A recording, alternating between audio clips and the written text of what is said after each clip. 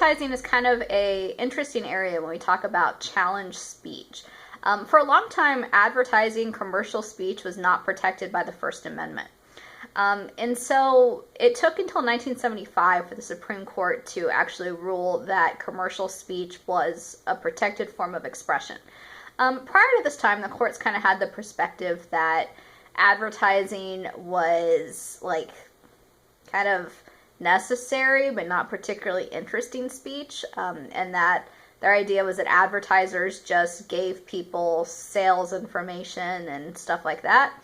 In the 1970s, the court recognized that there's value in advertisement. From a consumer perspective, the ability to price compare and have information is really important, and that's kind of where the Supreme Court started to protect advertising. And realistically, there is social value in advertisements. A lot of advertisements are not just plain information.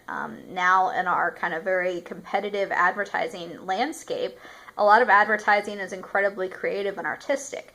And so not giving it First Amendment protection would really kind of be counterintuitive in the modern context.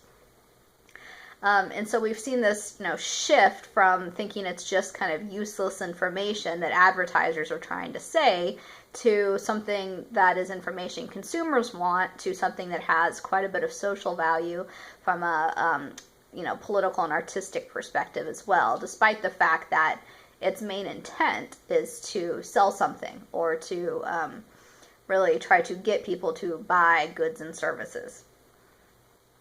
In terms of how the FTC ends up policing false and misleading advertisements, I know the textbook goes into quite a bit of detail on these different categories. For the most part, companies tend to either fall under voluntary compliance, where they, voluntarily make amendments to their advertisements, or consent agreements, where when the FTC actually approaches them and says this ad is, false or misleading, particularly misleading, then they will essentially make a good faith contract with the FTC not to continue to distribute that advertisement or make any advertisements like that in the future.